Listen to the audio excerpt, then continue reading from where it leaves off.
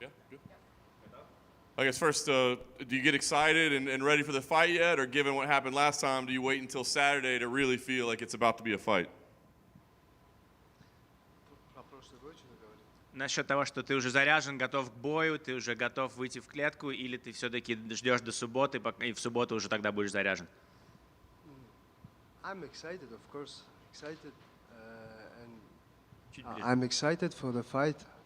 I'm prepared like almost 5 months for this fight. Like one time, it's not happened. So I hope this time we will fight and we'll show very beautiful fight for everyone. What was your reaction last time when the fight got canceled? Were you angry, upset? What was it? It was everything. Like I was angry, I was upset. Like, of course, I was on the way to the sauna. Like, like it was like last pounds, and they say he's sick, he can fight. Then you have to go just eat. Like I was upset. The decision to reschedule 7 weeks later, was that good or bad? Because I know training and the schedule can be difficult to move it 7 weeks. Yeah, of course, it's difficult. Like, I did the full camp almost 3 months before December. So I worried that maybe it's gonna be like overtraining, but like it's okay. It is what it is. And they say they will reschedule fight like for like maybe January 1st event, but it's not happened because he was still sick. Everyone's sick. I understand this. Like I see everyone in Las Vegas sick. So I agree with this and we'll just wait for the fight. What do you think about him as an opponent now that the fight's happening again? Big rangy guy. What do you think of him as a fighter? Yeah, this guy have big range. Like if you will be like on big range with him, you don't have a chance. Like he gonna get you. I have to be closer to him. Basic and correct. You'll be celebrating a birthday later this year and turning 40, right? Are you evaluating your career? Is it time to start thinking about the end of fighting, or do you feel you have a lot left? I'm still not thinking about end. Like, I'm good. I feel that I'm still in shape. I'm not like. Sometimes I'm better than young fighters. Like, it's okay. It's just like 39. It's just. In MMA, I'm just begin. Like I'm not fight a lot of fights. Yeah, it's 20. It's already a lot, but. K1 career, I have big like so many fights, and I'm a little bit tired on like after K1 like stand fights. For MMA, it's like, especially in UFC, I feel like I'm beginning like just like I don't know. I'm not tired to do it. Maybe fighting till 50, maybe like 10 more years. Yeah, maybe. No. Like maybe 2-3 years more. Like that's it. Last thing for me. You said maybe a beautiful fight. On paper, stylistically, it looks like it's going to be very exciting. Do you believe this is going to be an exciting fight?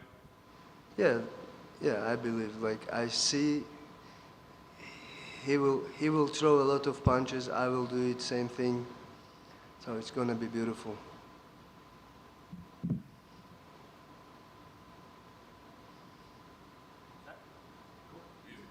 Thank you, sir. Thank you.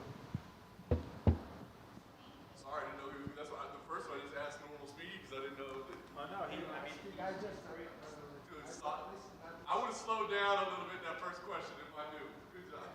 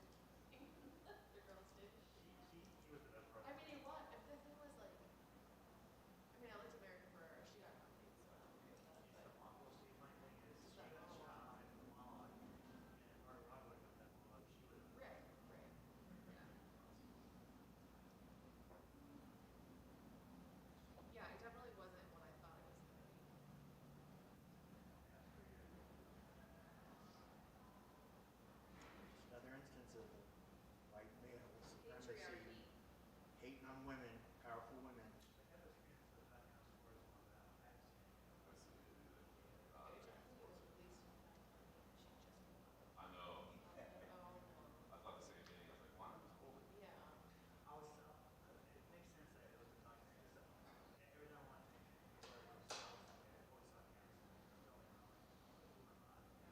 Oh, the Breakable documentary?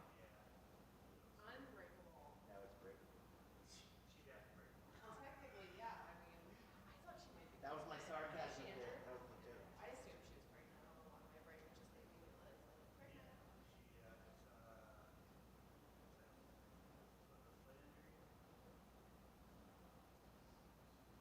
Was it good? No, we were saying that was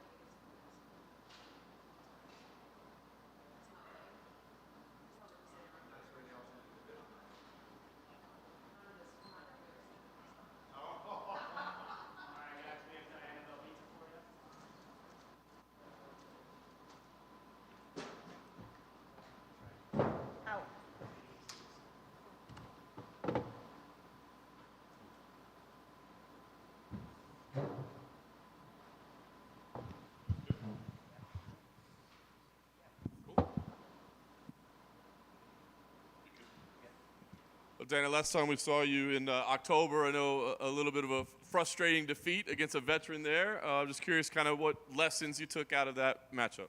What's frustrating in that defeat? I don't feel like that was a defeat. That was a great fight, so I don't see the problem. Of course, I learned a lot after that fight.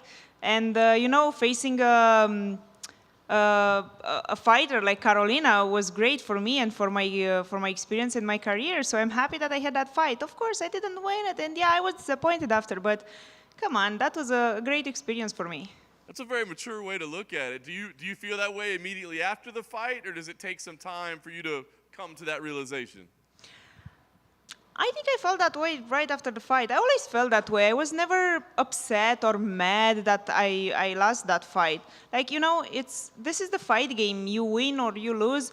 But I love Carolina, and I'm happy that I had that fight. If I would have fought somebody that I didn't like it, probably I would have been, really upset losing. But it is what it is, and this is the fight game, and I'm all in. I love it. So you move forward. The UFC comes to you and they say, hey, how about a rematch with Molly McCann? What were your initial thoughts? So, first of all, I have to admit that after I fought Carolina, I consider myself being done fighting, stepping down, and, that's it. Sometimes we don't feel to do it, and that's okay. And I just wanted to find another way in life, and I was ready for that. But this rematch with Molly McCann, it's what took me back. So when UFC texted me and I saw that it's Molly McCann's name on that, I was like, hell yeah, I have to do it again. First of all, I have to do it for myself because I want to see where I stand right now. When I fought Molly, I was just a kid fighting at the wrong weight class. I just moved to Canada 2 months before that. So I was not ready at all for that fight. Now she's going to face a different fighter. I know she improved a lot. I know she's a different fighter too. But I really need to see my level right now. Yeah. Are you worried at all about her making weight and how that would play out? The only thing about the weight, I'm worried about my weight. That's my job, and I have to focus on that. I don't have time to focus on somebody's else weight. UFC has great rules about missing weight, and I'm not in charge of that. And to be honest, I don't really care. Yeah. You said you think she's gotten better. Do you think she'll be a different fighter than when you fought the first time around? You said you will be. Will she be different? She will definitely be a different fighter because I think at some point, Molly McCann was focused more on being a superstar than being a fighter. But her last fight, especially her last fight, made her realize how the fight game is and made her realize that she has to train and be a fighter before being a superstar. And I really think she's going to be a lot better than how she looked last 2, 3, 4 fights. After this fight, do you think there'll be a question about whether you fight again? I mean, is that still a question in your mind about whether you want to keep doing this, or do you think you're back now? For now, I don't know. I want to go Saturday night and do my best, let everything in that cage, and see how I feel. I'm not going to force myself to do something if I don't feel like doing it. For now, yeah, I like it. But let's see how it's going to end, and let's see how I'm going to feel. Don't be surprised if I'm going to win, and I'm still going to say, you know what, I don't feel like doing it. And I'm not going to do it if I don't feel to do it. I have so many options in life, and I can do so many things. I'm not going to just be stuck in something that if I don't enjoy 100%. Yeah. You had an interesting quote on social media. I wanted to ask you what it was. It was, pay close attention to those that don't clap when you win. That doesn't seem like a general statement. That seems like a very specific, directed statement. Can you explain what that relates to? It doesn't direct to someone specifically, but if the shoe fits, wear it, Cinderella. Nice. Last thing for me, as you said, entertaining fight last time. Are you expecting kind of an entertaining back and forth scrap? Is this a fight you can dominate? What do you think we see? Hell yeah, this fight is going to be a war because it's Molly McCann and it's me. We both like to stand in the middle of the cage and bang. We don't like to go on the ground, all that ground game. Yeah, of course, she improved that a lot. I improved that a lot too, but we are going to use just to stand up. Let's be honest. Diana, to your right, can you expand a little bit on what you meant when you said Molly was more focused on being a superstar? Like, what did you see her do that made you think that? I think she enjoyed a little bit the media days, the pictures, the attention that she had, Molly and Patty, the Baddies, all that story. I really feel like now she's not that much on a media. She's not that much online. She's more time in a gym. She spends more time in a gym training and focusing on herself as a fighter, not as a superstar. Is this sport one that humbles you like occasionally, and that you have to accept? You feel you're on top, and then all of a sudden you feel you're down below after one other fight. Oh my God, this sport, trust me, it takes you on the top and puts you on the bottom the next day. So of course there are moments that humble all of us. I don't know, maybe at some point I will be the same. I will think I'm a superstar. I will think I'm, I don't know, some big fighter, and I will realize, I will take a bit and then realize that it's not like that. Diana, were you bummed that you didn't get to fight in Toronto 2 weeks ago? I was there. Did you want to fight on Toronto? No, I didn't want to fight. I just said I was done. Like I was not, I didn't even think. Yeah, I was thinking about that fight card, but before I fought Carolina.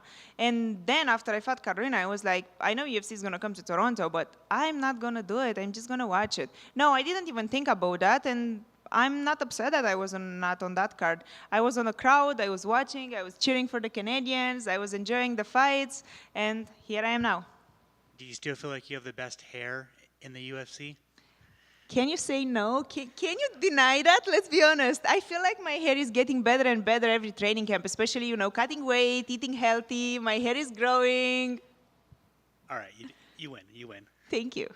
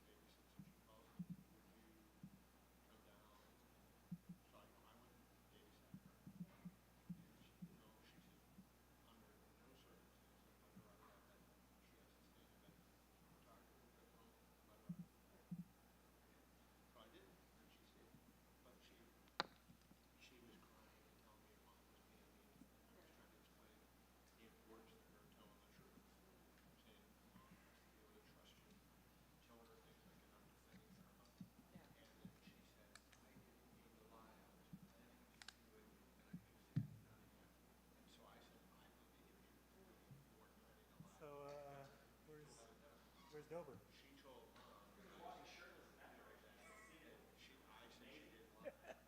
Sorry. There's a herd drew who were walking. Where? Which direction? Yeah. So if you look, he asked nicely, he won't wear his shirt.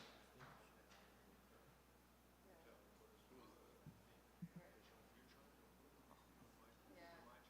Oh, Dober. Oh, Dober said that?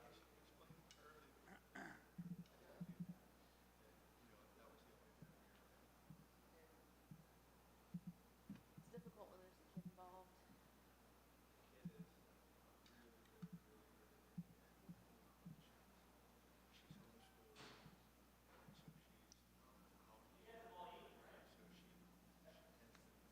No. What? I didn't know that.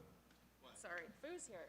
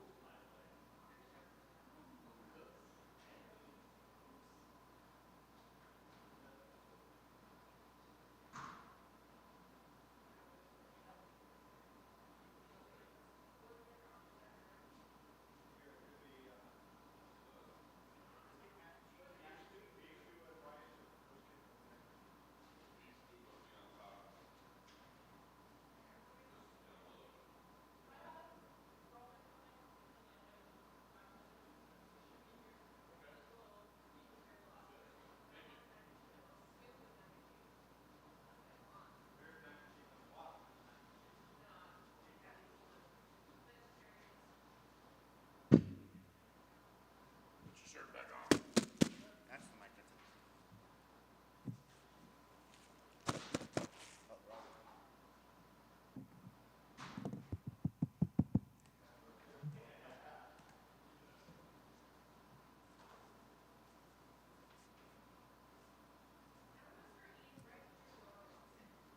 We're getting Dolidze first. Sounds like Dolidze first. I think Dolidze's coming first.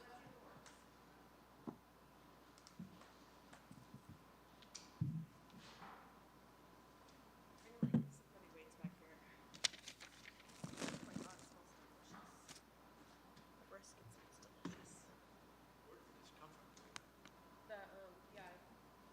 Oh, the Acme. I thought Yeah. like a store locally here.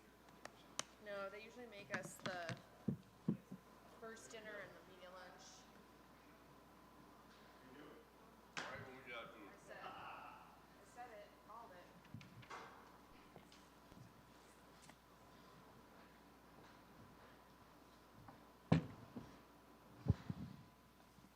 All righty. Drew, I feel like we have to start out with the important stuff, which is I saw that you have a men's hair product deal. I mean, I don't know if there's ever been a more natural fit for an athlete and a company to come together. It's a very authentic sponsorship. I mean, I was using the product before we even started communicating, so I just hope to do right by them. Well done, well done.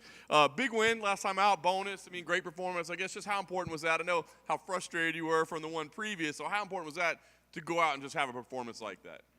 Just showcase what we were working on. We had to bring back a little bit of the old, and we showcased it against Ricky Glenn, and we're just going to keep that ball moving. So yeah, this life as an MMA fighter, there's peaks and valleys, and you got to be able to learn from the valleys. And one of which is, man, we had to bring back a little bit of the old that I was doing, and yeah, you just got to stop believing in your own hype and keep moving forward. When you talk about the old, is it more like in game plan and tactics, or more like mentality? It's when you have the knockout record, right, and then you start believing it. Like this is who I am, and I can get this knockout, right? But we were doing stuff to get the knockout record, right? And that was I entered the UFC. I was trying to prove who I was. I had setups, I had movement, and we were wrestling a little bit more. We were doing a little bit more jiu-jitsu, and so we kind of like left that all behind because I was really focused on knockouts.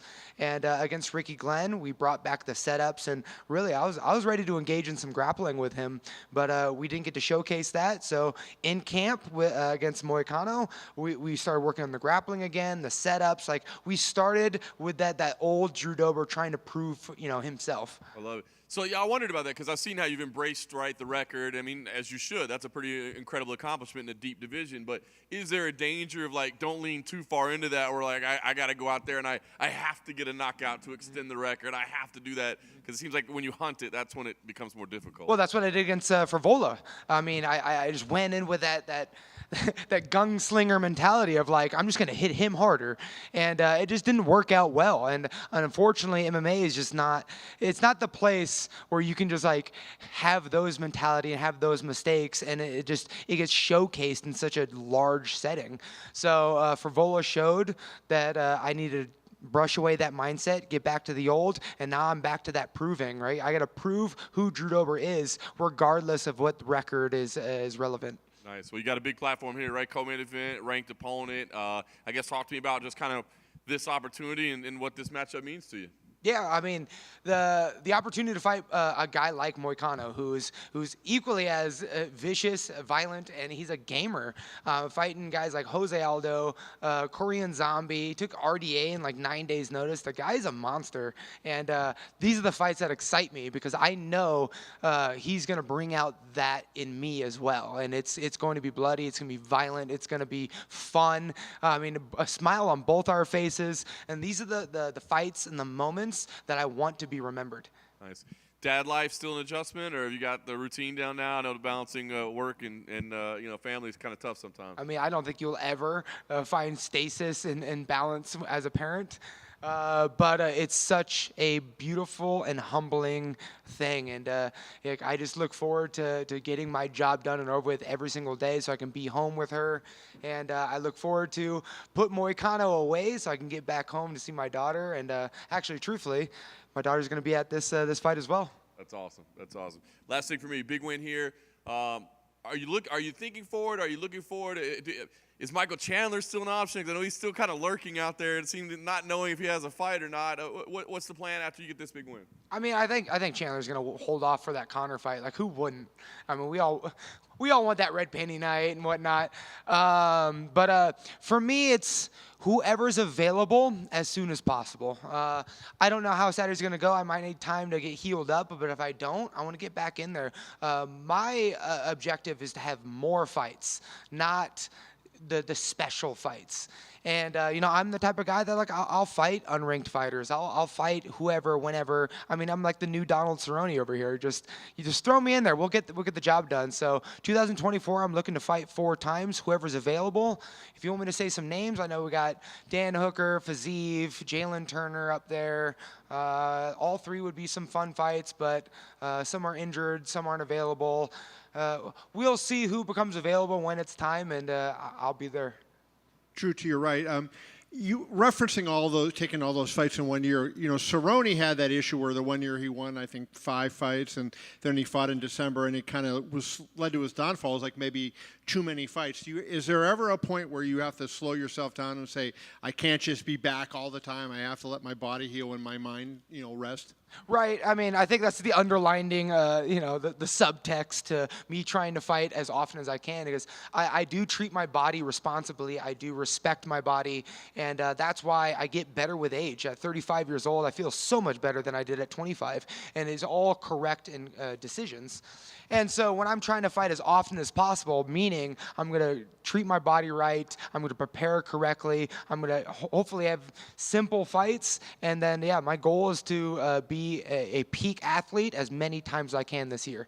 So when you go back and you look at your career where you are now, you obviously have a lot of physical skills given the different things that you can do, and obviously with the knockouts. Do you feel like you've gotten everything out of your career that you could have gotten, or do you feel like if you knew then what you know now, you would be a little different?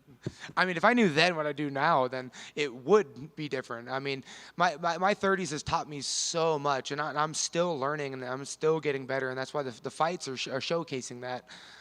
But have I achieved the things that I've looked out for? No, I feel like I'm behind.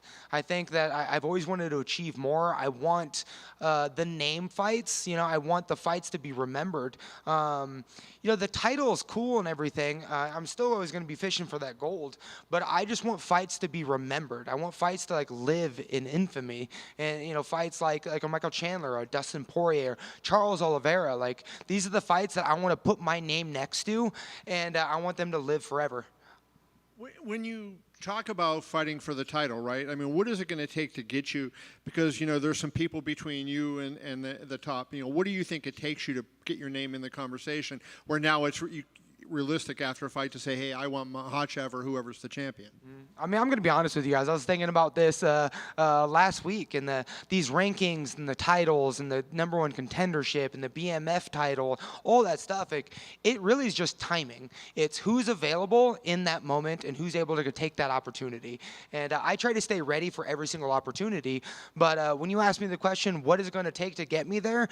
I have no idea, because I don't know what the timing, I don't know what 2024 brings, 2025 brings, but I know I will stay ready and I will take every opportunity I possibly can. And, we run into some losses on occasion, but I'm the one that bounces back, takes another opportunity, showcases, my willingness to engage and fight and have beautiful violence every single time.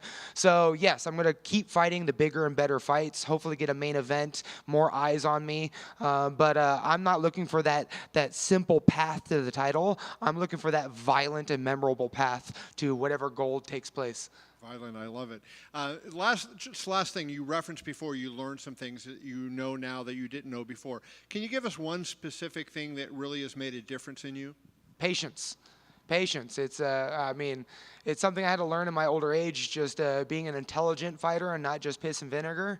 I have the athletic ability to sling away, but now we're being a little bit more intelligent about our approach, and we're holding the impatience for when it's reasonable. And the birth of my daughter has really showcased that too. You got to be patient and present with every single child, and now I'm just practicing that in the octagon as well.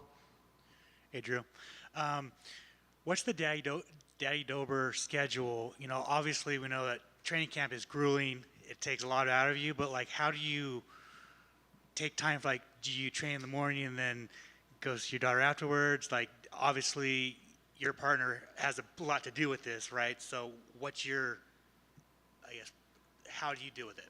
All right, well, my wife is a baller. She's a gangster. She handles it, and that's the reason why I'm able to train the way I do. And so I was blessed. I'm batting out of my league, and I'm hitting the lottery with the wife that I received. But it's just a lot of micromanagement. We live in the Wild West in this mixed martial arts game, right? We don't have a schedule. We don't have a roster. It's always hit or miss, and you got to figure it out. And we got to do that as a parent. We just got to figure out how to make it work. My schedule is quota-based and not time-based, and so I got to get it in whatever time it needs. And it got easier with a daughter, I think, because she's able to draw my attention back home. I forget about fighting on occasion, and then I become enthusiastic come Monday to get back in the gym. What was training camp like dealing with training for Moicano? Obviously, we know he's going to try and take you down and strangle you. So was camp a lot of grappling, a lot of jiu-jitsu? Again, I love being honest with you guys. Not much has changed. Every single opponent that I've ever fought is going to dive at my legs and try to choke me out. It's the path of least resistance. My record shows, grappling Drew Dober is the way to go, right? So I'm a brown belt in jiu-jitsu. I work diligently with my jiu-jitsu all the time. I just don't use it offensively enough in the octagon, so people forget that I can. I used to compete in jiu-jitsu tournaments all the time, and I'm fairly decent at it. So hopefully Moicano brings in that jiu-jitsu, so that way I can showcase to the world that I didn't leave it behind. I still have it, and we still work on it every single day. But punching people is just so much more fun. Is that something that you would like to prove? Obviously a lot of your losses have come by submission loss. So do you want to prove I'm getting better at this? It's not anything that I want to come out and prove. I'm just going to prove it based upon what the opponent wants to bring. And I think the mistake that I made against Islam Makhachev was that avoidance of grappling. I didn't want to grapple him. But now we changed that. Like, I can grapple with the best in the world, and I know this. And so if Moicano wants to bring it there, I'm going to showcase it. But that's not the objective. The objective is to have a simple night and put my hands on somebody. Obviously, have you seen a lot of people saying like this is the people's main event? Like this, of all the fights on the card, this is the one to watch. I mean, I love hearing that, and I love bringing it every single time, and I hope you guys feel the same way.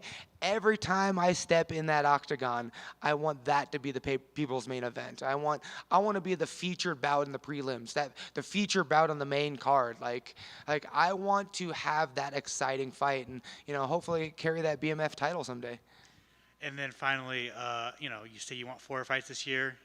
Would that be a welterweight to you? I know you've teased, going back to welterweight, and I know both obviously getting older, the weight cut probably getting more annoying. Yeah, the weight cut is always annoying. It's actually gotten better. I mean, you got to find ways to eat around having a daughter.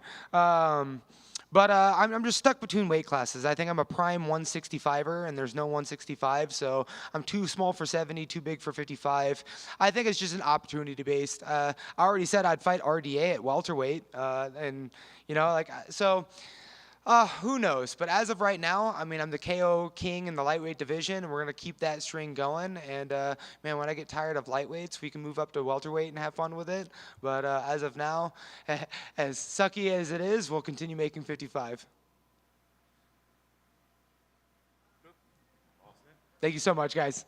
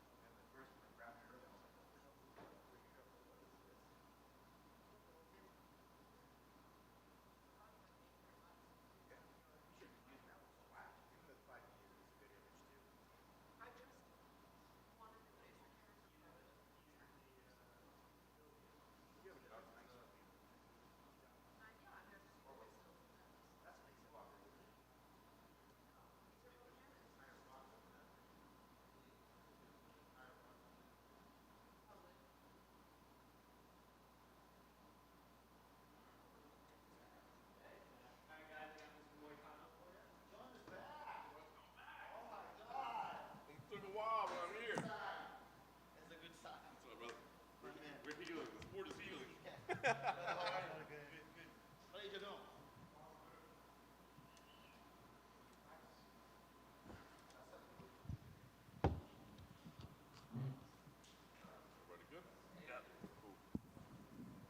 been a while since we've had a chance to see you fight, man. What's it feel like to finally be back on fight week?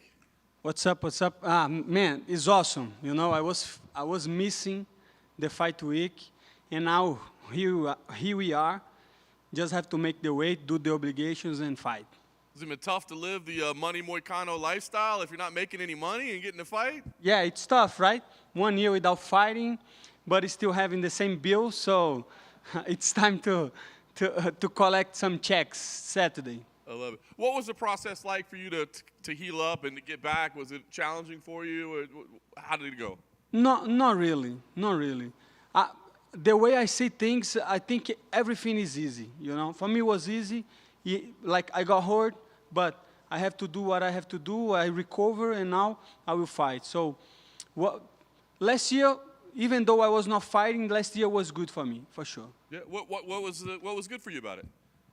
Everything, you know. I'm getting older now. I have a son and I have a family, and just to be able to see my son growing and to do stuff that I love, that is training, and I don't have much obligations, to be honest. So the whole day I be with my family, then I try to read some books, then I try to watch some TV, YouTube, whatever, do some YouTube, and then I do everything again. So, but to live like that, I have to beat Dober on Saturday. So he's in trouble on Saturday. What's it been like for you? Like, I feel like people are getting to know you now more than ever did. I mean, you've been around for a long time, but now, you know, you're boisterous, you're talking, your personality's coming out. What's that been like for you to maybe fans get to see who you are and know who you are more? Yeah, because first of all, I already said that, but was the English barrier is still a problem. Yeah, you got it, yeah. Is still a problem, but not only that, I think I changed a lot. Since I went to the UFC, I changed a lot. I remember my dream always was to be in UFC, and I remember when I was a teenager, like struggling to find something that is meaningful and to do with my life, and I found MMA, and my whole dream, everything that I think about was to be in UFC.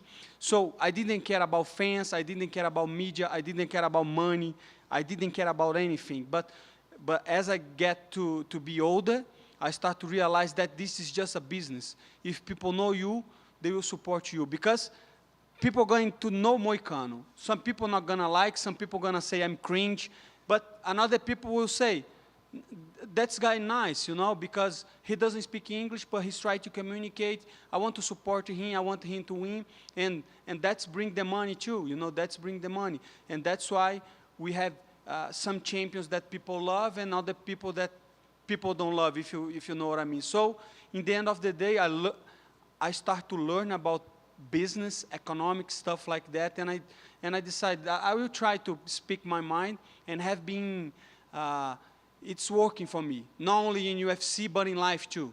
That's awesome. Has it changed the way you think about the actual fighting part of the sport? Like, has it made you love it more or less, or change your relationship with the actual fight? Make it easy, because I remember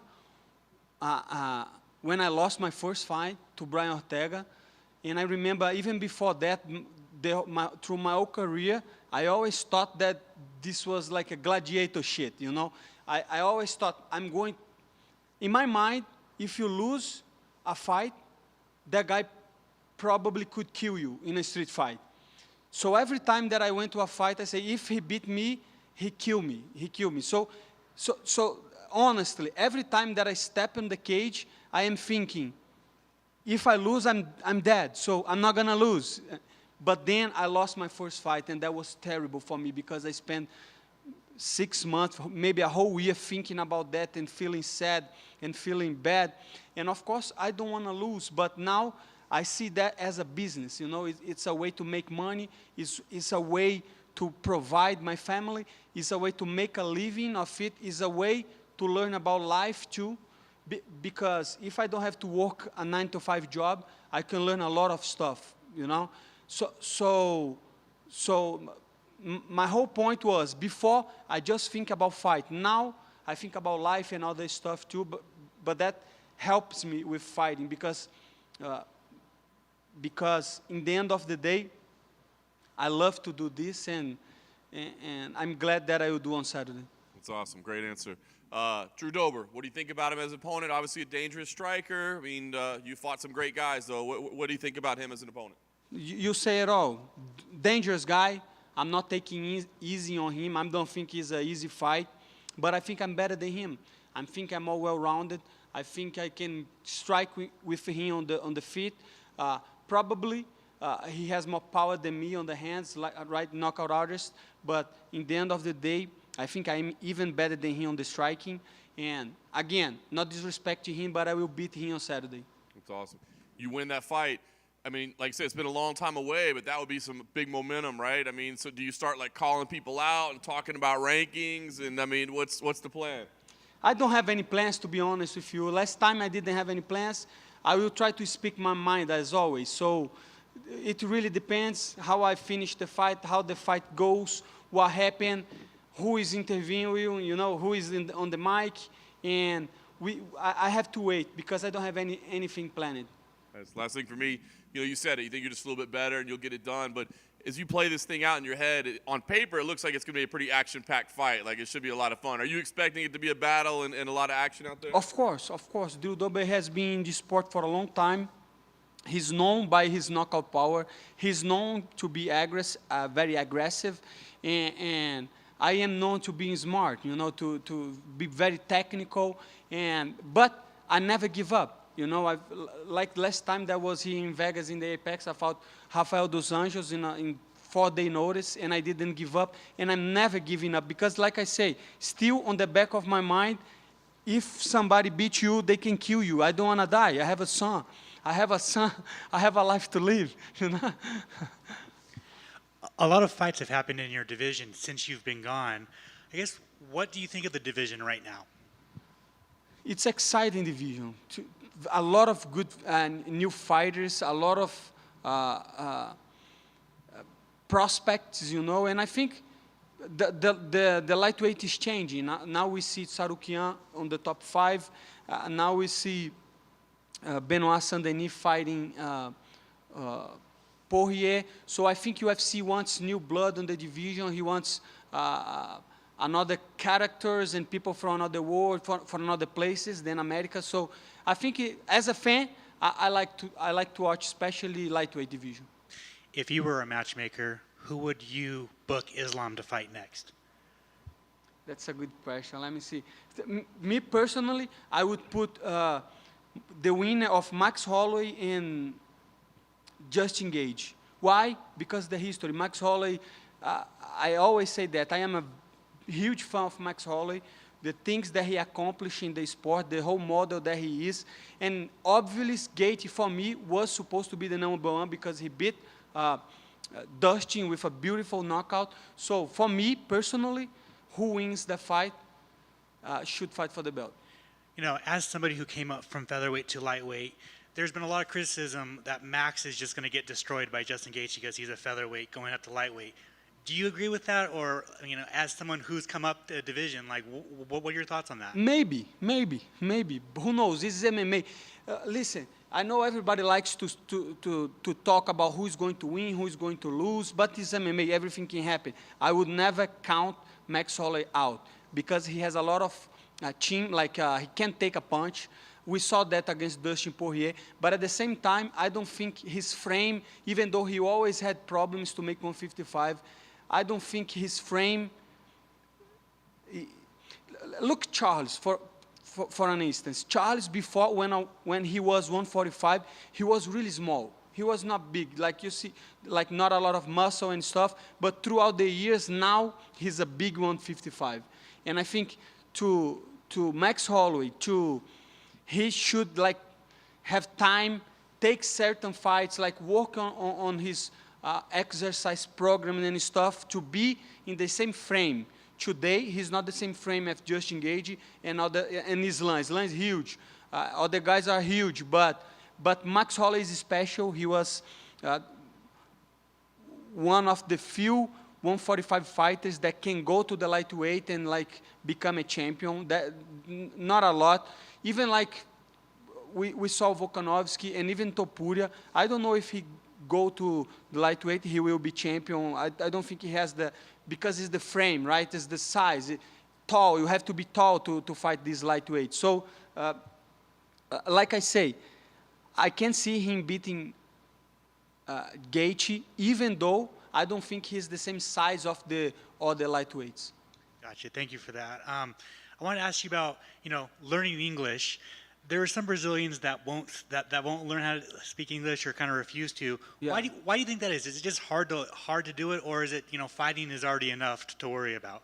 No, it's just hard, because like this thing that I'm always talking about money. I was talking about money, but I didn't know what money means, And it's just easy to say, I don't know about money because my father and my mother, they didn't teach me how to understand about money, how to understand about business, because you have to understand in Brazil, the culture is very different than America, especially when you talk about marketing, even politically, is very different.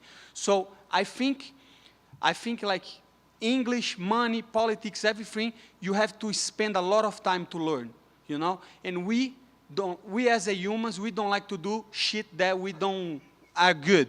If you are good in something, you're going to do. And that's why most fighters, in Brazil especially, they fight.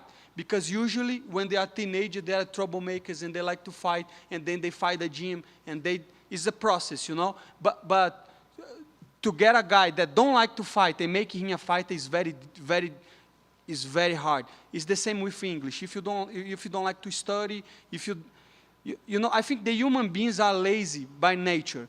So I think that's the problem. I'm not saying like all the Brazilians are lazy, because like they do what they want. What they want, they want to fight.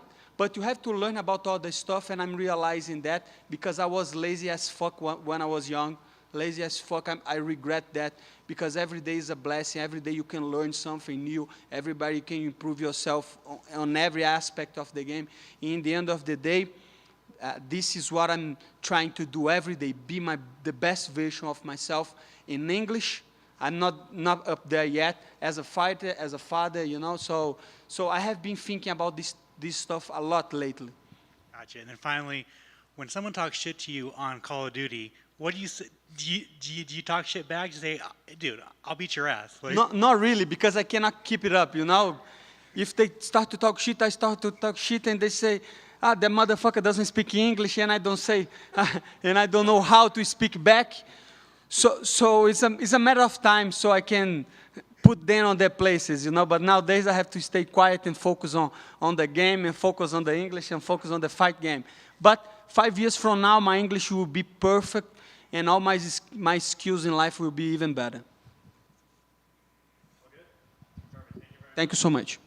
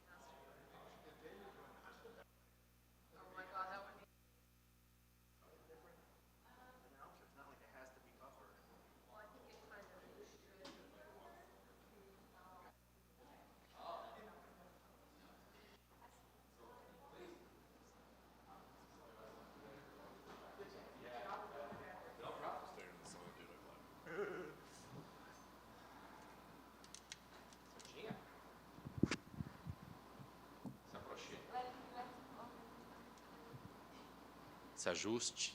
Está se vendo na câmera? Tá bem. Bela. Perfeito.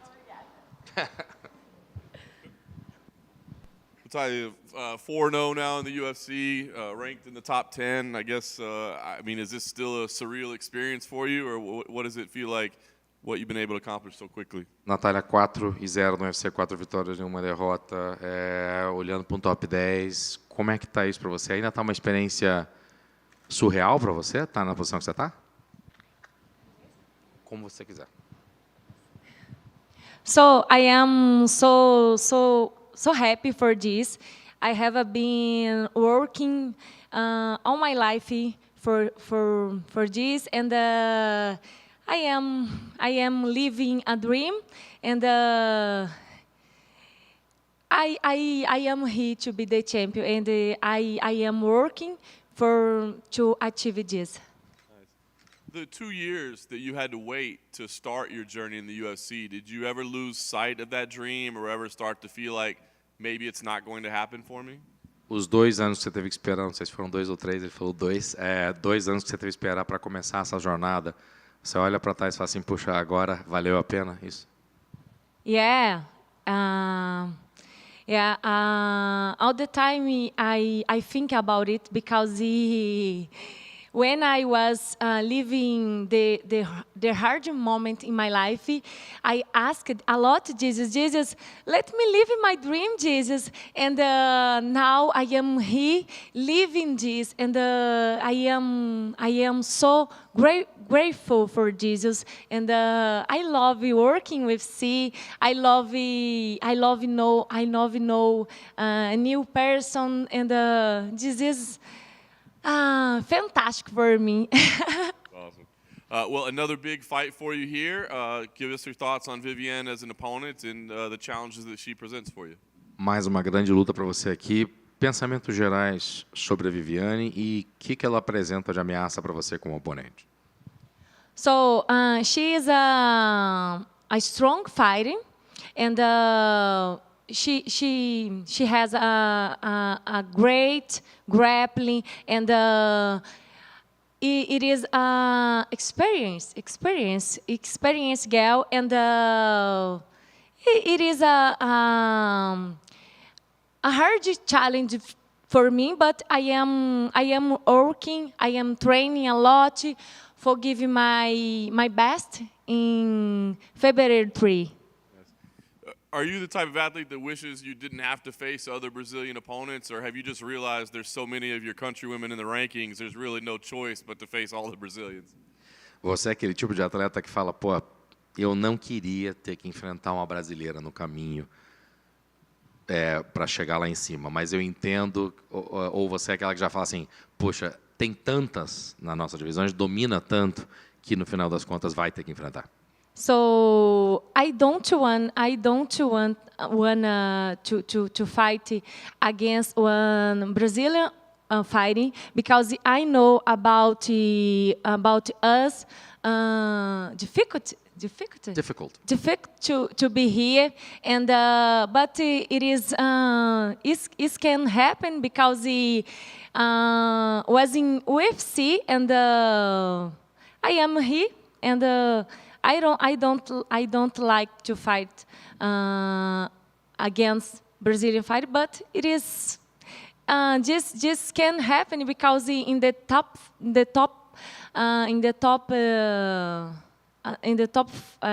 15 had a lot Brazilian, and yeah, I am here. You talked about wanting to be champion. I mean, you win this fight. There's not a lot of people above you guys in the rankings. I mean, you're among the elite in the division. So have you started looking at those names, and do you start calling out people at this point? Você falou sobre querer ser campeã. Você passa por uma luta como essa, não tem muito nome acima de você. Você já está olhando para um título. Você já começa a chamar pelo nome um oponente para a próxima luta, depois de uma luta como essa? So now my focus it is in Viviane.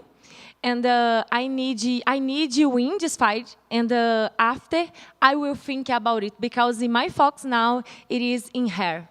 Nice. The last thing for me, knowing that you're rising the ranks, Is a win here enough, or do you feel like you have to get another spectacular finish and do something amazing to get people really talking about you as a contender? E a minha última pergunta aqui, vendo o teu crescimento e a tua ascensão no ranking, uma vitória, basicamente, já é suficiente para você ser reconhecido e já pegar uma próxima luta importante, ou você acha que você tem que fazer um pouco mais, ou seja, uma finalização, um nocaute espetacular, ou algo assim? I don't know if UFC need to tell me this, and UFC, you think I am right? Because I am in my mind.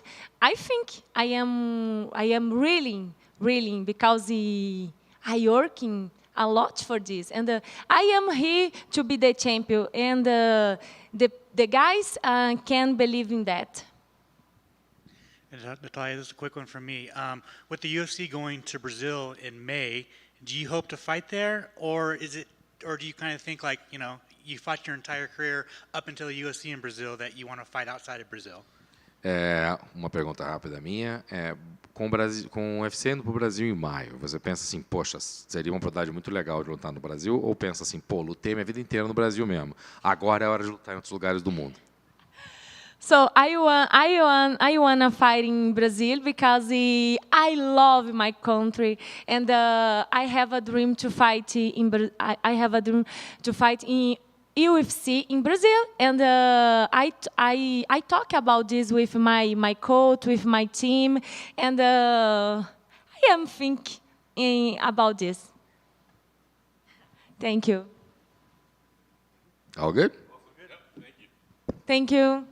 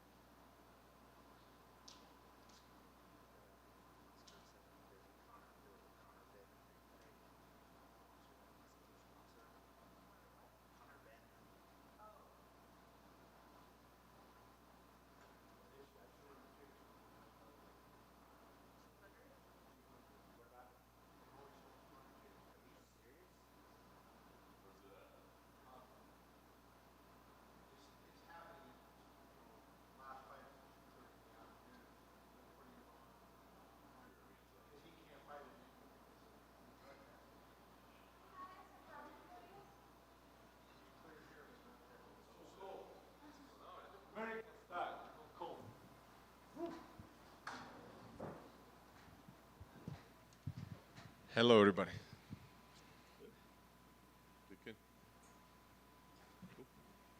Big fight, headliner, main event. What's the fight week feel for you like right now? Fight week feels like always, nothing had changed. But I'm of course happy to be main event, and I wanted to be here. But like as always, weight cut, drinking a lot of water, that's all. Thinking about food, Georgian food.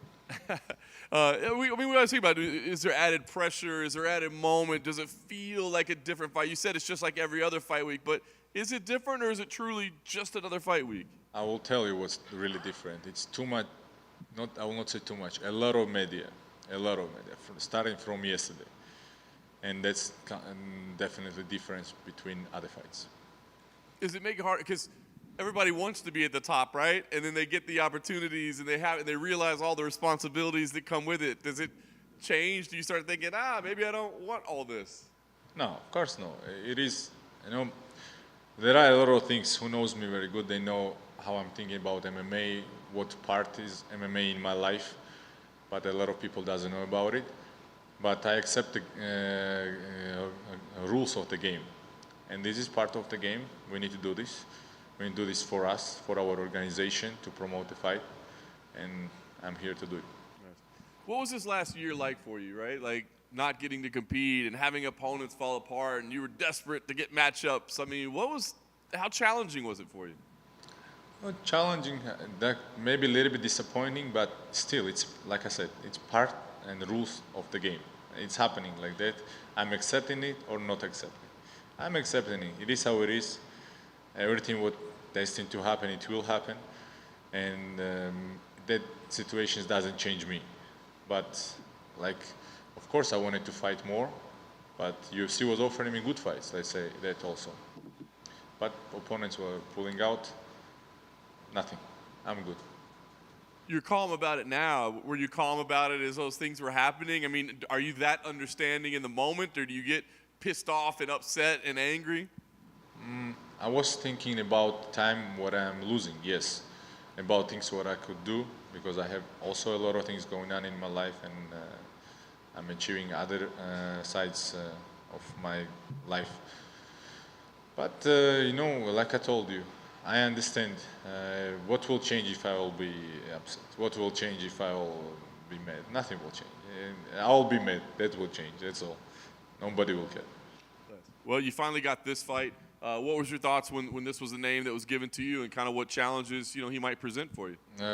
When when all this thing happened, we started conversation about new fight, and I asked UFC to change two things. Give me new contract. It wasn't time for new contract, but still give me new contract and main event. They gave me these two things what I wanted, and I also was ready to fight anybody they knew, and that's all. Any changes in your training approach or any adjustments made because this is a main event, a 5-round fight? Exactly, that fights didn't happen. They changed my preparation, and I was preparing for fights for 6 months, and of course I'm in a very good shape because I was training non-stop, and I'm now here ready for 5 rounds. I'm feeling good. Everybody will say I'm in the best shape, but I really feel very good. Nice. I know you had a long time away, but you win this fight. I mean, you're right back at the top of the division and all, right? So, I mean, do you start calling out names again and asking for the big fights? Do you just sit back and see what happens? What's the plan? I'm always asking good names, always. I just wanted to. I'm number 8, and a lot of people around me, nobody wanted to fight. I don't understand why. Maybe some guys were telling that they wanted higher opponents after they were agreeing on number 13 guys to fight. After there was situations like somebody just didn't even hear that I'm saying that they were saying we want to fight December, and he didn't have opponent. I said, okay, I want to fight also in December. Let's fight. And no answer, nothing. No, I'm really very used that all these guys are, most of them, I don't want to be disrespectful, but I will say in general, acting like kids, talking like kids, talking a lot, talking, and where I'm from, where I'm raised, we think twice before we say something, because your words need to have something. If you just say so many words, nobody will worth your words. That's why for me, I'm just looking at them like little kids. Not everybody, but most of them. I know you said you want to be respectful, but have some of them upset you to the point that you're like, I want to get in a cage with that guy because he pissed me off? No, if you look how they're talking with each other, I'm very respectful what I'm talking and how I'm saying this. And I never was saying nothing bad about nobody. My opponents around fighters. But these guys are ready to say anything just for attention. And sometimes when I see them, and if I didn't like something what they said before, and I'm saying, listen, now you see me, I'm in front of your face. Why you was talking like that? What's wrong? In Twitter or somebody else? Somebody of them don't even remember that they said or comment anything. Or something, oh, this is just this is just that. I understand that their words doesn't have worth. And I can't ask from them like I ask myself. I ask myself and try to judge them from my perspective, how I was raised, when word is word. But these guys doesn't worth their word, how I will push them to speak with me like with men like that. Strong words. Last thing for me, big moment here. You've been waiting for it. What type of fight do you think we see? Is this going to be a battle? Do you think he's going to push you, or do you think this is a fight you can go dominate, make a statement? What do we see here? No one knows how fight will go. No one knows. You was thinking that I will do calf slicer to Jack Hermanson? No. Does anybody thought that I will do something like that to anybody? No. Especially Jack Hermanson. What about Daka's fight, where I was huge underdog? You remember? What about Phil Host, where I was also under submission and I let him go in after knockout? Nobody knows what can happen. I always say, may destiny happen. What destiny it will be. That's all. Hey, Roman. So your main event on Saturday, Merab is fighting for a #1 contender fight. February, Ilya is fighting for the title. Is this going to be a big year for Georgia? It's already a big year for Georgia. Every year is big for us. We are a very small country, population 3 and 5 million probably, and with a lot of problems. I'm not a guy who, because of his country, he will say, oh, my country is perfect, our country is bad. We have a lot of problems happening, and I want to be example, and we are probably example that you can reach things even from our countries and such a big things. And now, if I'm not mistaken, we are 5 from Georgia, and 4 from us are top 10 guys. And I'm sure also Guram deserves to be there. But it's a little bit, things are happening with him, but he deserves, he's a really good fighter. So we are already living good life, showing good example to our country. And I'm sure February also will bring a lot of happiness to them. And I hope, and I'm sure we will have new champion from Georgia. Obviously, I'm pretty sure you probably want to be the first Georgian champion, but is it going to make you happy to see if Ilya wins that for him to be the first one? Of course, he deserves it. He did. He's a great fighter. He have good striking, very good, amazing wrestling, jiu-jitsu, very strong guy. And stylistically, it's a very interesting fight for me, and I'm sure that he will win this fight. And let's not forget about Merab. Merab deserved to be champion a long time ago, a long time than anybody else. And I hope after this fight he will get his title shot. I want your thoughts on the middleweight title fight at UFC 297. Obviously, you've trained with Sean. Yes. Did you have him winning the fight? It's a bad question. You know why? Because I didn't watch this fight. Yeah. But I think a lot of people are saying that Sean won the fight. And, I also think that when I watch the main moments, let's say like that, I think you need to do more to be a champion for other guy, for the places. And it is how it is. You know, you never know. If you are going to judges, sometimes things like that can happen. And then obviously with a new champion, it's opened up the division a little bit. I mean, if you go out there, knock out Nassourdine, like, do you put yourself in a position where, you know, maybe one more fight and you fight for the title?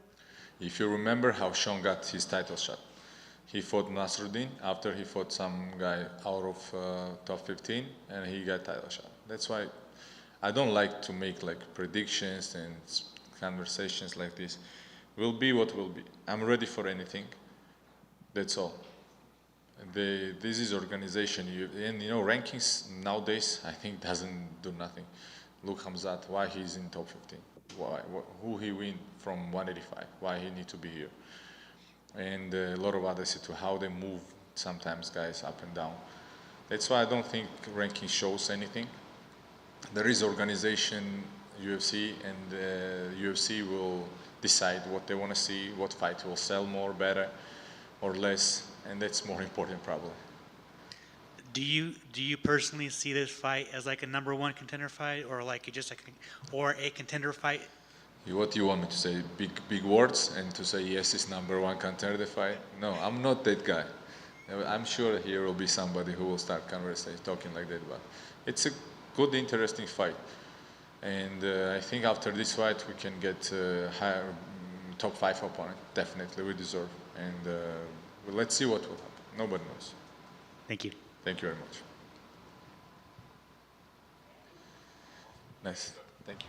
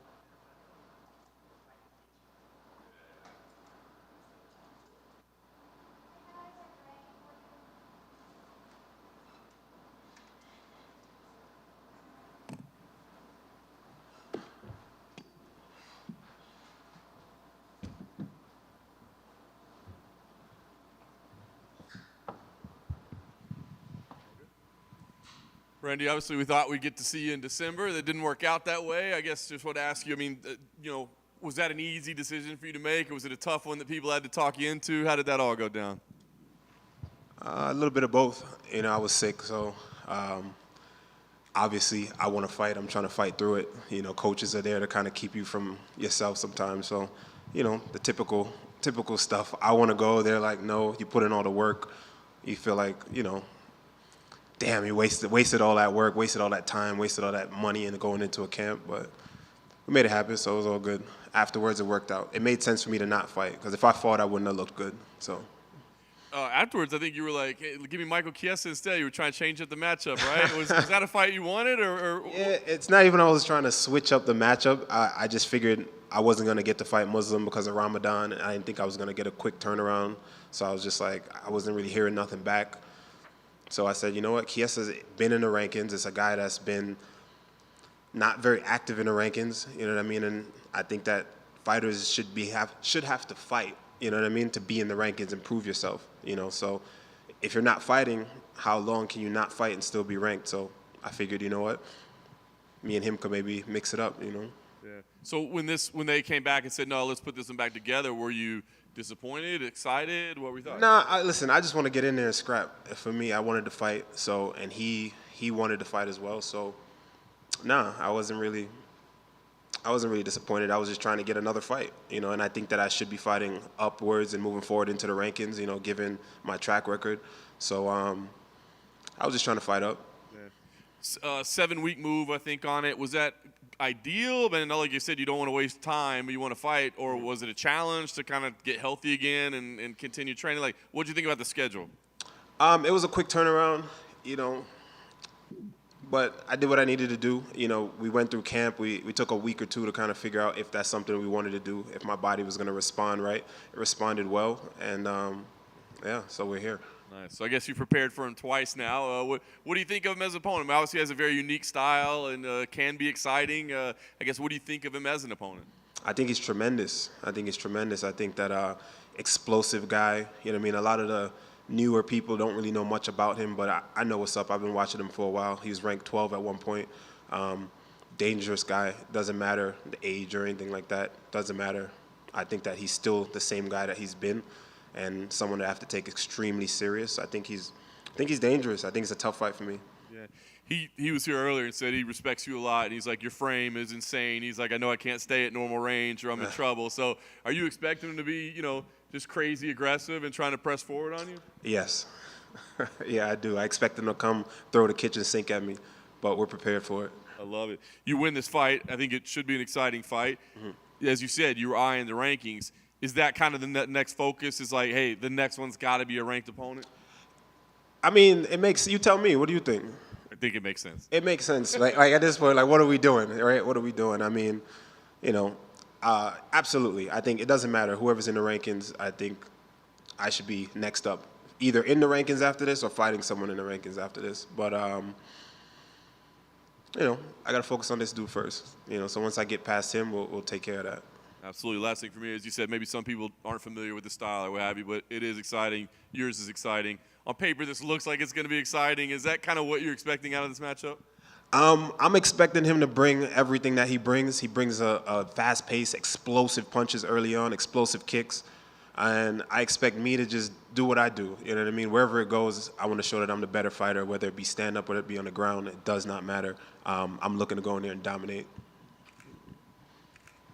Question for you: when you have a guy that's going to throw the kitchen sink at you, like you said, is footwork the most important thing at that point? Because to be able to throw your stuff and kind of counteract him, does footwork become a big factor in a fight like that? It could be, depending on the style, the approach of the fight. How do I want to approach it? It could be.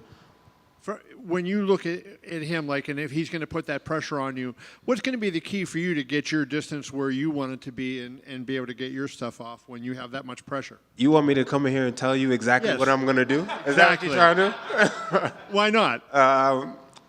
No, the key is for me to go in there and win and get the job done in any way that I can. I mean, obviously, I'm not a stationary fighter, so either way, that's what y'all going to see when I fight. Of course, I'm going to display some good footwork, beautiful movement, good range control. But if not, I'm going to show them that we can sit in the pocket and do what it do. Last thing is just, how are you different as a fighter now? 5 of 6 wins. Do you feel like mentally your game is on point, and has that kind of changed where, led to your success in recent fights? I guess. I mean, something that I've been stressing over the past couple of years, and I mean, everybody knows I've been here. I've grew up here. I came in the UFC when I was 6-0.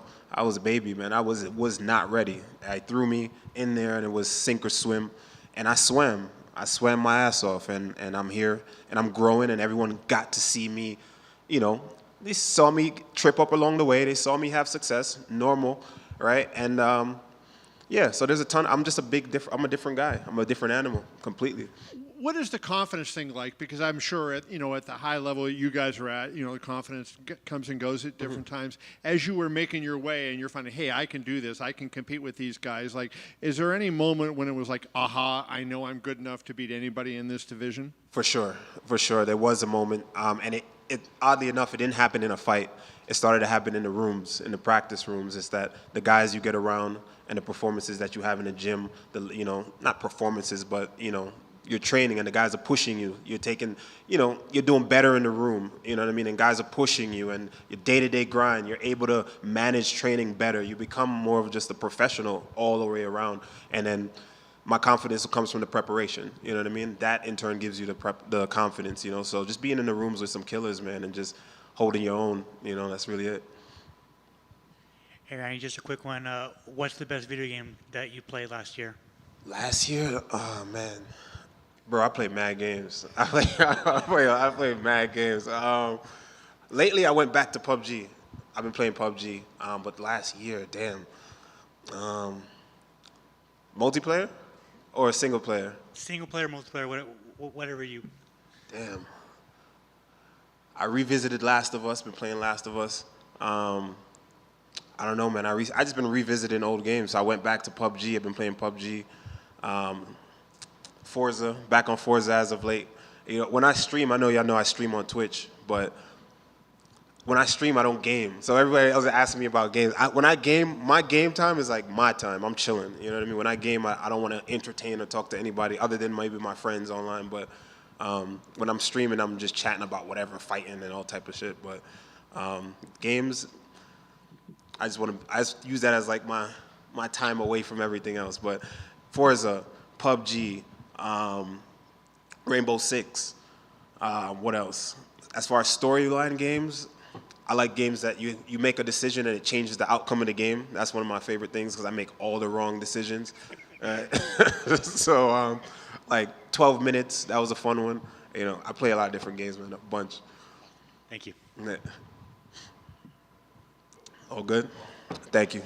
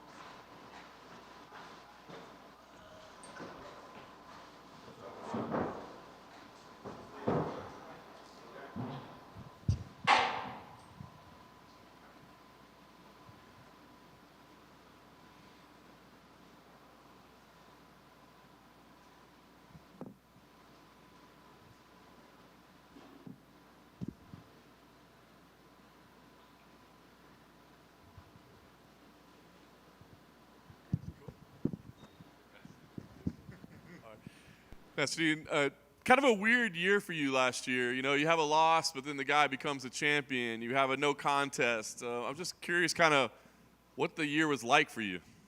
C'était une année un peu bizarre pour toi l'année dernière. Tu perds, mais le gars il devient champion. Ensuite, tu as le non-contest. Je me posais la question de comment cette année s'est déroulée pour toi. C'est vrai que l'année 2023, c'était un peu compliqué. Il n'y a pas eu de verre dans mon Sherdog. Mais voilà, avec cette année-là, malgré ça, j'ai pris beaucoup d'expérience, de l'expérience, et puis voilà, j'ai envie de montrer tout ça cette année-là.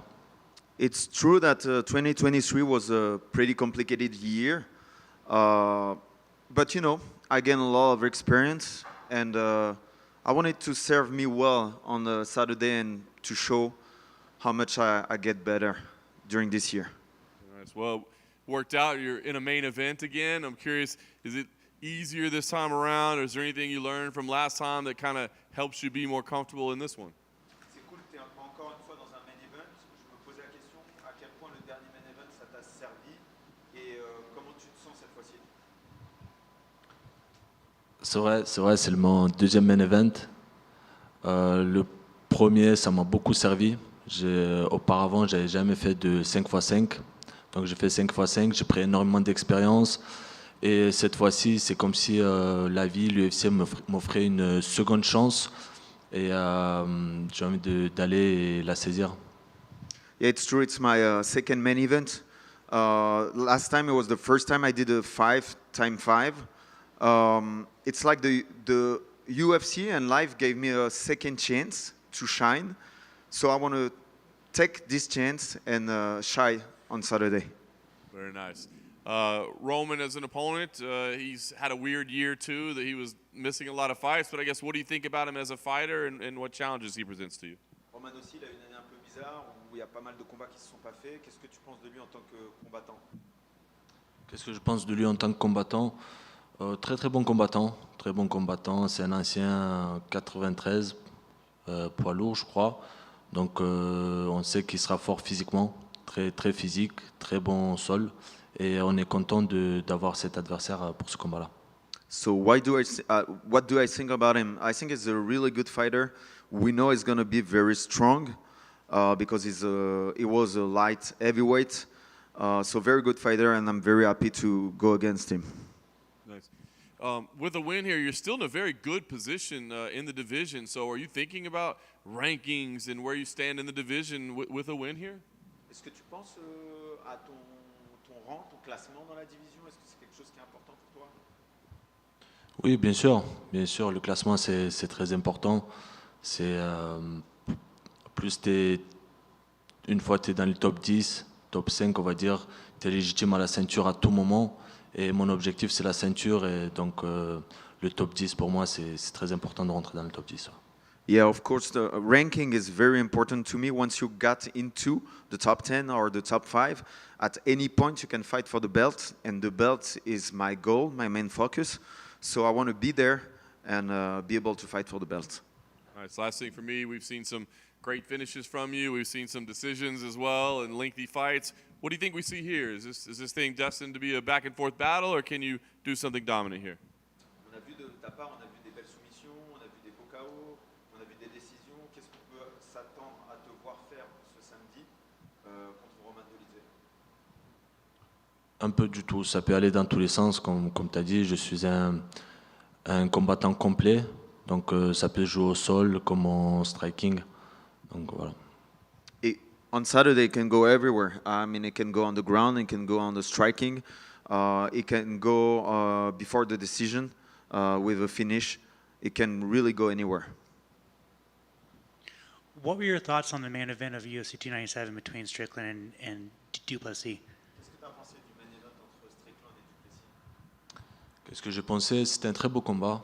C'était assez tendu, très serré, mais je voyais quand même Strickland gagner le combat. J'ai vu, c'était très serré jusqu'au 4e round. Pour moi, il y avait 2-2. Et le dernier, je voyais quand même Strickland gagner. Et puis c'était le champion. Je pense que Duplessis devait faire un peu plus pour avoir la ceinture. It was a very good fight, a close fight. For me, it was the decision was going to go to Strickland.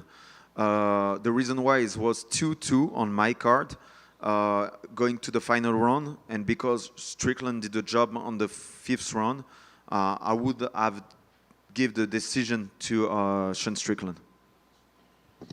Excluding yourself, who should fight Dricus next for the belt?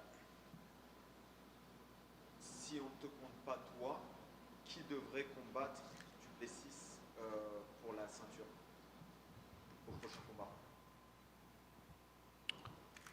Qui devrait combattre Duplessis au prochain combat?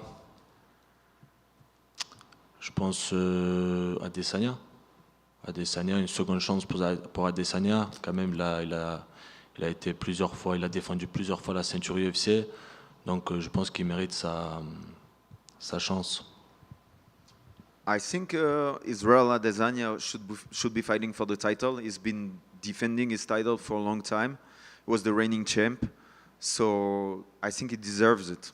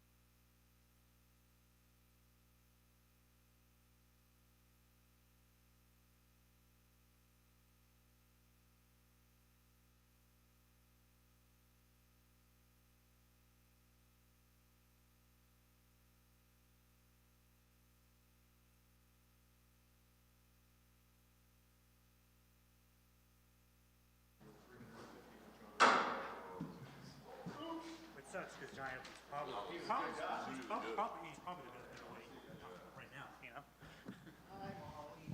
Here we go again. Strawweight fight week, I guess. How's everything playing out so far for you? Do you want the honest truth? Yes. 200 grams of carbs, 3.5 pounds to go. Put in that work. Is it? Are you finding it more? I mean, you knew it was going to be a challenge, right? You knew it was going to be a physical test, a mental test. Are you finding it more difficult than you thought it would be, or how is it comparing? The only difference in the camp is the macro change. So we've changed from a higher fat. We took that out and give me more carbs to fuel me. And instead of running 6 or 7 kilometers, I'm now running 10, maybe 12 on some days. So I've added 1 or 2 extra runs in a week, and that's been the only difference. This was about, the drop was because I was outsized, and I think you can all see that was always the deal. I'd always get in there and the girls would be so big. And I remember doing a DEXA scan years ago, and they kind of just said, if you drop, you're going to lose a lot of muscle and stuff. And this time we've done it, and I haven't. I've really, I know every fighter will say this, but I don't cheat. I really don't cheat. Like, I give everything I can, but I've found more. And I've done that because this is my dream. Like, my dream is to do this for as long as I can, as many fights as I can. And I've probably done it at the right time. I've got a bit of a name behind me. I've managed to beat some good girls. I've got some big finishes at a higher weight.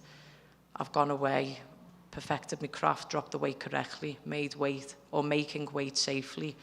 And I think if you look at me, I'm not drawn in. I'm not, I'm all good, do you know what I mean? So I just feel really calm and ready, and I think there's a new sense of stillness because I've done more. And I know what I've normally done, and I've done more, so I'm just ready. It seems to me like, because I thought, well, this is going to be like a huge lifestyle change. Obviously, it's sacrifice and commitment, but it doesn't seem like a massive lifestyle change. Not really. I've just had to be, instead of dieting for 6 weeks, 10, 12. Don't get me wrong, coming out here for Paddy's fight week was horrific because I couldn't eat, but the PI's the PI, so they sorted me out with the food. And Christmas was, I was in the Canary Islands, which in a place called Tenerife, high up in the mountains, doing some acclimation up there when it got really cold for 2 weeks. And it was hard watching everyone. I'd sit there every night and watching them eat. And I actually really liked Diane Belbita, but every meal time I was like, I hate you. I hate you for doing this to me. But look, no one's asked me, no one's forcing me to do this. I'm doing this because I believe the difference was I was being outsized. When I've been finished in them jiu-jitsu situations, it was always to a black belt who had cut a lot of weight. And you would have seen against Julia. She's a friend of mine now, actually, and she's still cutting 14, 16 pounds in the fight week, do you know what I mean? And I was like, I cut 2 pounds for you, Julia. And we laugh about it now. But yeah, it's the right decision, I believe. Anytime somebody changes weight classes, like we always wonder, like, well, how are they going to feel on fight night? As you sit there now, knowing what you've done, I mean, do you automatically know right now, like, oh, I'm going to feel better, I do feel better, or do you even have that little thing of like, we'll see on Saturday? So we know what my optimum weight is. So when we've done this fight camp and we've recorded the fight rounds and we've watched the output and when I can dip into the red zone and how fast the recovery is, I know that when I reload after eating on Friday, I'll probably be hitting the number, maybe 125, between 125 and 130. That is my optimum level. That's what I would be on fight weeks normally when I'd see you normally. So they were my best rounds. The lower the weight got, the faster I've been. And, you know, with mine and Paddy's nutritionist, he has this special way of melting fat off people, but keeping the numbers correct and keeping the weight, making it safely and correct. And I don't know if you've ever seen a fighter drop a weight and have 200 grams of carbs the day before they're making weight. So I've really, honestly, I've put the work in, and I can't wait to show you all on Saturday. That's awesome. All right, well, now we have the actual fight to talk about, right? A rematch. thoughts when it was offered? I mean, was it a fight that you like wanted? You just said you like her, so I mean, was it a fight you wanted, or what do you think? Well, you know, with me, everyone I've ever been given, I've took, even when stylistically I knew it was going to be the toughest night of my life. When I offered this, I said to my manager, Graham, really? He said, yes, princess. I went, yes, boss, I'm in. I know she's like me, so we want to fight. And by fight, I just mean probably stand and bang a little bit longer than the other one's going to try and take the other one down for. So it excites me to know that we can have trade-offs. It excites me to know that it's hard for her to be put away. So if I put her away, it shows that I am the caliber that I believe that I am. And when we did fight, it was her debut, and I had really bad food poisoning that day. Like, I remember the second I got out the cage, I was like sick on Megan O'Leary's shoe. Do you know what I mean? I was like holding it in, and I wasn't the best me that night. She wasn't the best her. We've both gone away, give our life to this craft. I feel like me, her, and Gillian Robertson are all quite similar, and we love this game, and we learn on the job, and we learn in front of everyone else, and we just want to fight. And I'm getting a solid dance partner in that, and yeah, I don't even know what she's saying about me, but I'm sure it's nothing too bad. She said she respects you, she likes you, and she's like, there's no way this fight isn't going to be amazing. She's like, we both love to stand and bang. Yeah. I think that's exactly what's going to happen. I think the respect is there for both of us, you know, and it doesn't have to be. You'll see that sometimes when two athletes really respect each other, you get the best out of each other in the octagon. So let's go, girl. I love it. Last thing for me, pick up a big win here. You know, you've made these lifestyle changes. You made these, well, not huge, but you've made these sacrifices. What's the plan for 2024? I mean, is this a weight that you can fight frequently yet? Are you wanting to fight a lot? I guess just what's the plan for you? I wouldn't need more than 8 to 10 weeks. I would just always like 8 weeks, because you could have a week for a deload and maybe a couple of days for illness or injury. That's how I have it in my mind. I'm not looking past this weekend, but I will fight on 8 weeks' notice as many times as possible. I think I've got 5 fights left on my contract after this, and I'm hitting my prime. I'm 33. I'm ready to go as often as you want. I'll be like Kevin Holland. Yes, Mick Maynard, I'm in, lad. Hey, Molly. Hi, mate. Are we going to see some infamous pictures of, like, you know, you blowing up like Patty after the fight? Paul Reed and Paul Rimmer will punch my head in, and I think my fiance will too, so I don't think so. I don't even think you'll see me with alcohol. I don't think you'll see me on any benders either. I feel like what I went through the last 14 months of what the hell the trolls have given, the hell online has give. I keep saying it's like I've murdered someone the way that they've got on me. So I think the applause doesn't mean the same. The troll doesn't mean the same anymore. Like, you know, I've always got this passion, like, I'm fighting for yous, I'm fighting for the fans. You can get to fuck now, I'm fighting for myself. I'm fighting for Molly McCann, I'm fighting for my legacy, I'm fighting for my fiance and for my family, and it just matters about me and my performance, and that's it now. So to answer your question, I'm keeping the abs. Nowadays, it seems like fighters are getting a lot of shit after fights, but it feels like after your last 2 fights, you've gotten way more than a lot of fighters. And I guess, why do you, is it because you've had the spotlight on you for the past couple years? Do you think that kind of adds up to it? Or do you feel like, I don't know, what do you think it is? I just feel like the culture's changed in our society. I could tell you right now the sky is blue, and Chad from Denver is going to say, no, it's not, it's orange. You know, so it, like, I sent John Anik a message the other day, like, you didn't do nothing wrong. Like, you have every right to say what you have to say. Those people who are putting their opinions on us, we haven't asked for it. We don't give you our opinion on you. Do you know what I mean? It's just like, people are just changing. I think people are so much more negative. But the way in which I've dealt with that is just like I say, I need affirmation of maybe looking to comments like that meant that I was someone. And I think when you look at girls and the way that they're changing the lips, the face, the bum, the boobs, with like all the cosmetic surgery. It's because they need, their endorphin release comes from people being like, and I think that people just have got too much to say. Those who aren't happy in their own lives are going to project onto other people. And mate, you can say what you want about me now. There's not much I haven't read. Fucking go for it. The good thing for me is, if people are writing about me, it means that I am doing something right, because I'm offending you for merely breathing. So I'm like, cool. It means I'll still get paid. Thank you. Speaking of the fans, you know, fighting in the O2 Arena 3 times, Madison Square Garden, fighting now back at the Apex, like, does that do anything for you, or is it a fight? Oh, it's unreal. Do you know how chilled this week is? Can you see how calm I am? Because I'm not, me and Paddy aren't getting launched round everywhere, having to do everything. Coming here is like home away from home. This is my 12th fight here now, so like, you're kind of like colleagues, I see it. And it's nice to come into a safe environment.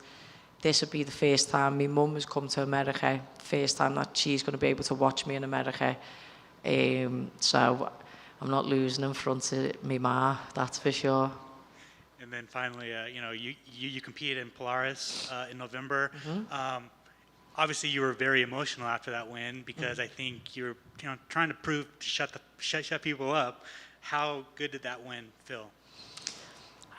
It didn't even feel like a win, because I had that much pressure on me going into it. But I think it was a very McCann way. Pull guard and get an armbar. I didn't wrestle, I didn't double leg, I didn't put it on the floor and make it into like a combat jiu-jitsu match. I done pure jiu-jitsu. I made a joke of it saying Julius taught me that one, you know, in the last fight. And I am the first one to take the piss out of myself. I'm the first one to joke and stuff. So I don't take the stuff too serious, but the pressure relieved when I knew, fuck, I am all right. Like, I've just fought two unreal black belts who are much, much bigger than me. I'm better at me in that position, you know. After that, 3 weeks later, I done the ADCC British Open. I won that. I got my brown belt, and I've been in that many compromising situations and that much adversity in this business in the last 5 years. I feel like I've just got, like, I can manage it now. And no one taught me and Patrick how to handle the spotlight being thrown on you. So, yeah, we've made some mistakes. All right, we've said some madness, because you're just responding in fight or flight in these situations, you know. And then I think coming away from it, like I say, I'm just not giving everyone everything anymore. So I used to give so much to the fans. I used to give so much to this, and I'm just not now. I'm going to protect myself, look after myself, and save the energy for fight night. Do you know what I mean? If I'm going to get fucking trolled anyway, I may as well just enjoy myself and not give them as much to talk about.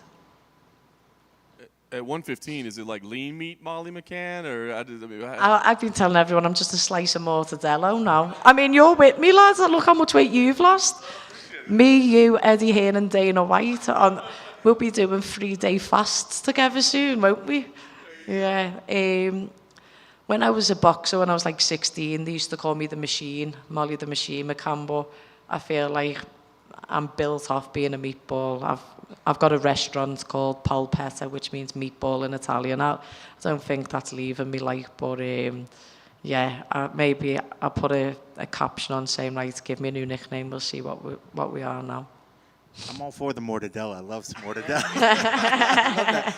Well, and this is kind of a silly, just one question, dealing back with like the diet changes and the eating, the differences. A lot of times when people do that, they notice their palate change. So my question to you is do you find certain things much more tasty than what they used to be? And are there some dishes now that you just can't stand them anymore? I'd probably eat a shit sandwich now. That's how shit on toast. Now, I'd probably eat a lot more than I ever would eat before, to be honest with you, mate. Not literally, guys. I know the internet's going to run with that one. Jokes. No, it made me, imagine opening a restaurant, right? And like, after Paddy's fight, I took him to the restaurant and I made him everything on the menu. And he ate the whole menu. And he was just like, I'm really sorry to do this to you, because it was being recorded for a reality TV show that we're doing. And it's just made me really appreciate food more and not gluttony. And I just think I'm a lot more grateful for a meal. I feel like this has really taught me, I know some people don't believe it, but I've got a lot of humility, and I am a humble person, but it's taught me a lot more. It's made me more grounded, and just when you look at what's going on in the Middle East and things, and in country, I'm not going to make it like a political thing, but when you see that there's little babies dying, starving all over, it's just like, I'm good, do you know what I mean? Like, I'm getting a meal, I've got a house, I've got heating on, and I fight for the best promotion in the world, win, lose or draw. So I'm just a very grateful person who will be grateful for some more carbs on Friday. And do you think that is the no alcohol or the pulling back from drinking alcohol, is that something that you think you're going to stick with? I feel like I've always celebrated with the booze. Do you know what I mean? And that's where I end up probably getting in trouble a lot of the time, or put my foot in it. I feel like what this has taught me is about accountability, and I feel like maybe more moderation. I'm teaching myself moderation, and maybe I won't annoy people with my high-pitched voice as much if I'm not fully loaded on the Guinness or the gin. But I wouldn't say like I'm going to be sober for the rest of my life, because I'll definitely probably cheers one on Saturday maybe, but it's something that I said literally last week to my fiance, I think I enjoy life more not being pissed out my head all the time. An exception would probably be when I go to watch Everton Football Club, because watching that soccer team, football team play is painful, so it numbs the pain. That's awesome. Best of luck on Saturday. Thank you, boss. Am I done? Thank you, team. See you on Saturday.